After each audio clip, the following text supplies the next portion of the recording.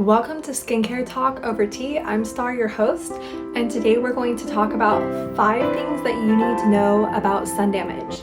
So let's go with number 1, how sun damage is created in the first place. So sun damage is created by obviously being exposed to UVA and UVB rays, which can be harmful to the skin. As humans, we all have melanin in our skin, and when the melanin is released in an incorrect way, then it can lead to what is known as hyperpigmentation or dark spots. And the way that this happens is when you're exposed to the sun, UVA or UVB rays that can be harmful, and you don't have a protectant on, such as A, physical protectant like wearing a hat, and B, your sunscreen, then these nasty little enzymes are released into the first layer of your skin, and then they go through a chemical reaction, and that's where you see the dark spot. So then if we take it into reverse, by using a tyrosinase inhibitor, if that enzyme is never released into the skin, then it's impossible for the pigmentation to be created.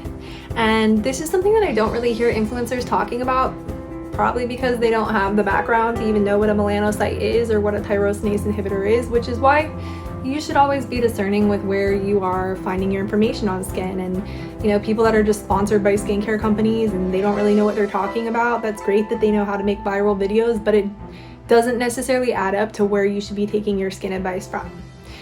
I'm not trying to be a hater, I'm just saying I've done a lot of research to create this channel, and it's kind of disappointing to see people just like pushing Botox or just pushing, and by the way, they're probably sponsored to get those injections, because I worked at a dermatologist clinic that I quit because they wanted me to get a bunch of injections and just tell people, hey, you'll look like me if you get injections. And I knew that I would be misleading people and that wouldn't be true. And even if I could have gotten like thousands of dollars worth of injections for free, I wasn't gonna have that on my mind, on my soul, and I'm not into deceiving people. So we'll do a whole nother video where I will go on a huge rant about why I'm not so pro injection, but let's focus on the sun damage right now.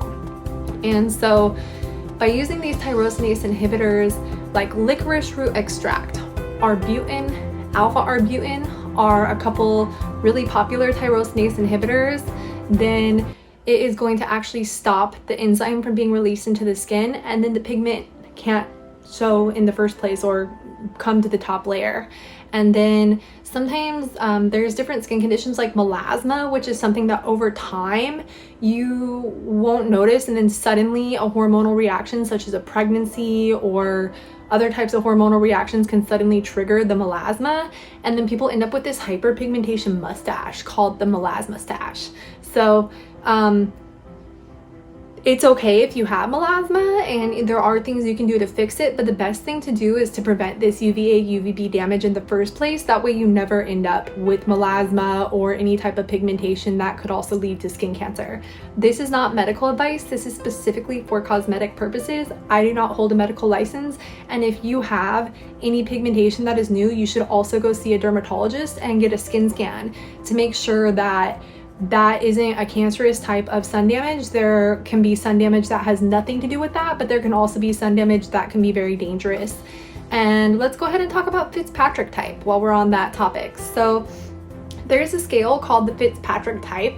This should be the second thing you should know about sun damage, and everyone needs to kind of know what their Fitzpatrick type is. And the way that you can tell is you can Google like the Fitzpatrick scale, and that was a scientist that created this, and it's related to, yes, your skin tone, but not so much as to like, ooh, this skin tone's better or that one's not as good or whatever, because I don't believe in that here. We all are equal. But it is important to know, because depending on your genes, you may be more susceptible to skin damage than others. And also it has to do with when we're working with chemical peels and different types of actives to reduce that damage, as to what kind of conditioning may be needed to prepare the skin to make sure it doesn't have certain reactions that may not be so desirable. So you can have mixed ethnicities, which would usually bring you to like a 3 or 4 Fitzpatrick type, possibly even a 2, depending on the mixture of these ethnicities. And then that's where you see more like the olive color skin tone, which they kind of get the best of both worlds, because they're not going to be so sensitive to the chemical actives, but they're also not going to be as sensitive to the sun damage, versus when we get into the lower spectrum of the Fitzpatrick scale, if you're extremely fair skinned, then you're going to be very susceptible to skin cancer and sun damage. If you're in the higher spectrum of the Fitzpatrick, such as a 4 or a 5, fortunately, you're a little less susceptible to the sun damage. That being said, I've worked on all Fitzpatrick types as an esthetician, and I've seen hyperpigmentation and sun damage affect every single Fitzpatrick type. So if you are in that lower spectrum though, of a 1 or a 2, it is crucially important to maybe even double protect yourself from the sun damage. I can tell you that my grandmother has had skin cancer removed off of her face.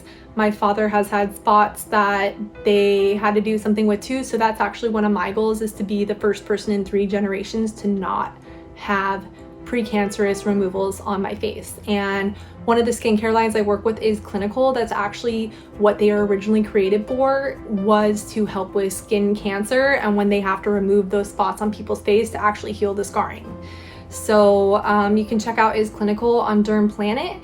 We always have great sales going on there.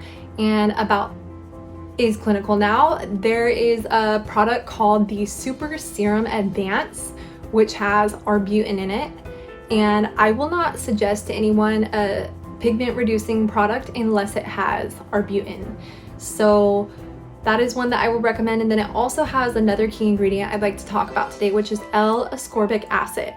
So vitamin C is skin brightening, right? But did you know that there's many different types of molecular structures of vitamin C? So while I was completing chemical peel certification for, well, I've been certified with a few companies, but PCA Skincare, Dermodality Skin Solutions, and then now being Is Clinical Prodigy Peel provider, it's something that is very much so discussed, which is chirality. Chirality has to do with the structure of the molecule. And essentially, if the size of the molecule is too big to fit in your skin cell, then your skin can't absorb the molecules. So you need to make sure that you're buying brightening skincare that actually has chiral vitamin C, aka L-ascorbic acid, because also there's other kinds of vitamin C, so that's like a whole rabbit hole we could go down, which we're kind of going to go down it now. But what you want to avoid is ascorbic acid, because if it's just ascorbic acid, that means it's just plain old Jane vitamin C. It may not be chiral, and it may not even be bioavailable to be absorbed into your skin cells. So then here you are spending all this money on a serum and then spending all this time applying it, and then your skin's not even absorbing it, and then you finish the bottle of the serum and then you go, what happened? Well, that's what happened, is you didn't buy chiral skincare that was properly developed by chemists, and then, or maybe it was, but they knew about this and that, they could kind of skimp on that. So it's important. It's not necessarily price related, but you need to research the skin companies or follow people like me that we've already done the research, because I'm very particular about what companies I will allow on Derm Planet, or if I were offered an endorsement, who I would take an endorsement from, because I'm not into misleading people about what matters in skin ingredients. And this was like mind blown to me. I'd been in skincare for about 10 years before I learned about chirality, because it's a advanced skincare conversation. So make sure, bottom line, that it's L-ascorbic acid, or there's another one called BVOSC, which is much more expensive for them to put in serums than vitamins.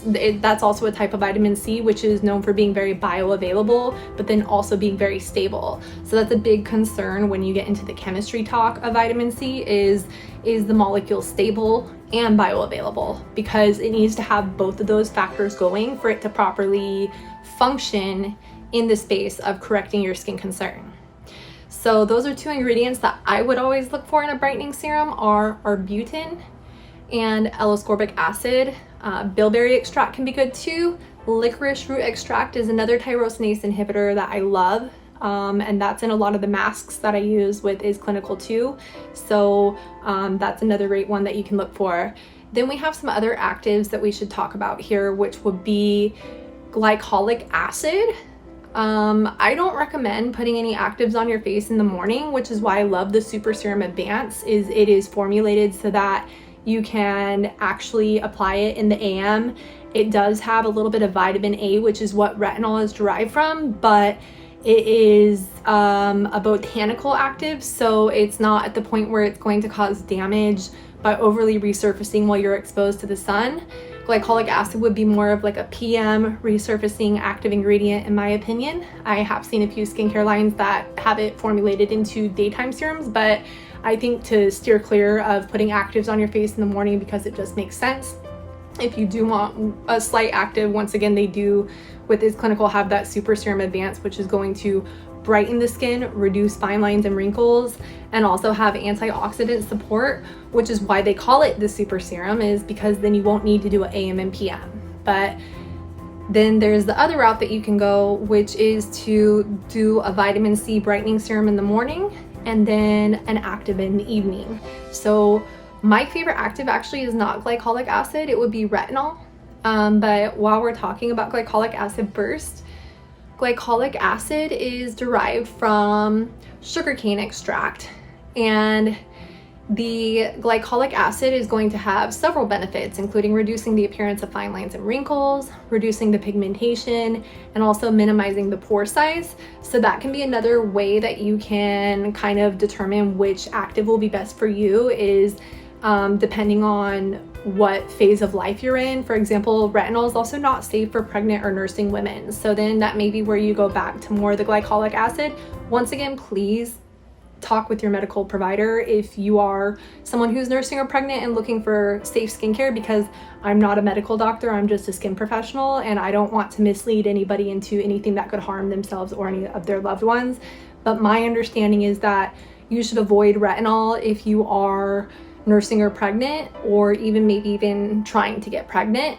And then that would be maybe a space where glycolic acid would be a better fit for you. There's many different strengths of glycolic acid, so of course the strength is going to affect how active it is, but that could be a ingredient that you look for in skincare that is going to help with the anti-aging along with the brightening of the skin post sun damage.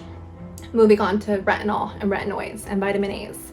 So that would be probably my favorite kind of active, and retinol is going to have many resurfacing benefits that will help to treat the sun damage. It will also help to minimize pore size, and the way that the retinol is working is by actually triggering, they're both alpha hydroxy acids, and the AHAs are going to help to stimulate a reaction in your own skin where you are going to shed out old cells, and then it's also triggering your skin to make new cells. And so that's why sometimes people may or may not experience flaking when using retinol, is because they're literally shedding out that old skin and then building fresh new skin. And that's how it's so amazing for anti-aging. I just saw a viral video doing a little research right before turning this on about Trentoin. I don't really know some of the pharmaceutical names because I'm not in that space necessarily, or Retin-A would be another one. I had a colleague recently at a salon that I'm like, why is your face so sensitized and peeling? And she's like, I'm on Retin-A. And so I wouldn't suggest necessarily going straight to a pharmaceutical grade retinoid either, because sometimes those are too strong and people think like, oh, I want the best, I want the strongest, but you have to keep in mind that the skin has to build up a tolerance, so to speak, just like anything else, that like a workout, you don't just go straight to like the 100-pound weight and be like, yeah, this is gonna work out great, man. And that's kind of what doing a Retin-A all of a sudden is like having no former background in working out, and then you just go put like the biggest weight on the bench press and you're like, this is gonna be fine. No, it's not. So one of the leading causes of premature aging is actually a damaged skin barrier. And if you are suddenly experiencing sensitive skin, redness, and a lot of flaking, that could be meaning that you're using too much actives and that your skin barrier has then become compromised. So it's all about finding that happy medium between retinoid or active that is going to help to increase your cellular turnover, which is that process I was explaining where you're going to be shedding out your old cells and then it triggers your skin to make new baby cells. But then also, if you're using a retinol or an active with those fresh new baby cells in the morning, just like a real baby, you wouldn't fry it in the sun. So don't fry your baby skin cells in the sun. It's extremely imperative that if you are going to use retinol and you've already had sun damage, that means at some point that you kind of let the ball drop a little bit with protecting yourself from the sun damage in the first place. So I would recommend then to really stay on top of protecting your skin from sun damage if you're going to go the retinol route, but it really can be beneficial in how to go ahead and heal your skin from that sun damage.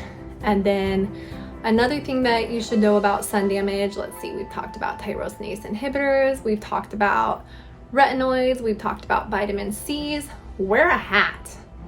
Yeah, just seriously, did you know that 1 inch of a brim on a wide brim hat is equal to 10 SPF? So if you're someone who is in that lower spectrum of the Fitzpatrick scale, sometimes sunscreen isn't even enough. I know that because I've gotten burnt before when I'm just like, what happened? And so the best thing you can do to avoid sun damage is to A, wear the sunscreen, but then B, also wear a hat, and then you're doubling your sun protection. It's also a great way, in case for some reason you forgot your sunscreen, then you already have that extra layer of protection there, and you're also protecting your scalp, which can be susceptible to sun damage as well. And then we did talk about the Fitzpatrick scale, so I believe there we now have our 5 things that you should know about sun damage. And then the other one would be obvious, like if you have sun damage, then you need to lay off from sun exposure. We're here in Southern California, so I know, I love going to the beach. I'm a beach queen.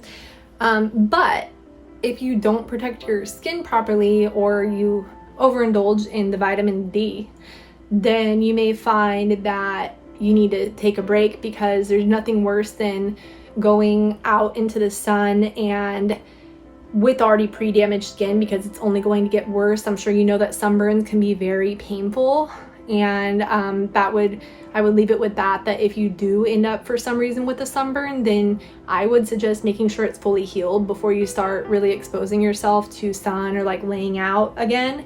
And ways to heal that will be with hydrating reparatives like moisturizer, aloe vera, of course. And if you are experiencing any peeling, it is so important to not peel the skin yourself. You need to wait for the inflammation to go down to the point that you can exfoliate, and then when it's appropriate, then go ahead and exfoliate the skin. And that is something I forgot to mention earlier with the glycolic acid and the actives, is that would be the other route outside of a serum for how to also get rid of the sun damage, would be to exfoliate on a regular basis. So the exfoliating, there's the active peel system. It's like a 2-step. That one is great for, it basically has a lot of the ingredients that are in peels that I've even used in the spa, in a little 2-step packet that you can do at home. And exfoliating your skin is always going to benefit you. Just don't exfoliate if you have a sunburn. Wait until the sunburn goes away, but the flaking still might recur for a little while. So that's how you're going to get rid of that dry skin, is by exfoliating 2 to 3 times a week. Same thing with any active use. If you see that your skin is becoming overly sensitized by exfoliating 2 to 3 times a week, then maybe just drop it down to 2 times a week. And then you can also see an esthetician once a month, twice a month maybe. They'll let you know how often you need to be coming in for a professional resurfacing of the skin. So the resurfacing is going to do everything that we've talked about in this video. It's going to stimulate the cellular turnover process, and that's how you can essentially shed out the pigmentation, is by stimulating that cellular turnover, and then over time you will see the spots lighten and eventually disappear. So there you have it. That's all about sun damage today with our skincare talks over tea. And today I'm drinking a hibiscus tea, and hibiscus tea is also optimal for skin health because it has anthocyanins in it. So I'm a big fan of anthocyanins. In case you can't tell, I'm kind of a chemistry nerd. I don't have a chemistry degree. I just have gotten really into actives and different types of ingredients and what they all add up to, whether it's something you're consuming internally or something that you're putting on your body. And I've seen a huge correlation between the two, that oftentimes, for example, pineapples are really healthy for cleansing your internal skin health, but they're also very helpful for cleansing your pores, and it's all because of bromelain. So that's the beauty of nature, is that we were blessed with all of these beautiful botanicals on our planet that we can use from the inside out to heal ourselves. So the hibiscus tea is rich in anthocyanins. Anthocyanins are great they're a potent antioxidant. They're going to help with muscular recovery as well. And then hibiscus tea is really high in antioxidants, so it's great to create a glowing complexion. Antioxidants are also a top priority in skincare formulation, so that's what anti-aging skincare is all about, is pumping the antioxidants through your skin. The more you're pumping them through your skin and pumping them through your body, your blood system, consuming them as well as consuming them on your skin, the better the results you're going to see. So today for our skincare talks with tea, I chose the hibiscus tea, which also has other many great health benefits, including cholesterol lowering. I heard it can help with heart health, but today we're going to focus on the skincare. So thanks for watching. Go ahead and like this video if you like the kind of content you're seeing, and subscribe to our channel for more skincare content. And also I've started some new hair and makeup tutorials. I'm Star, and thanks for watching.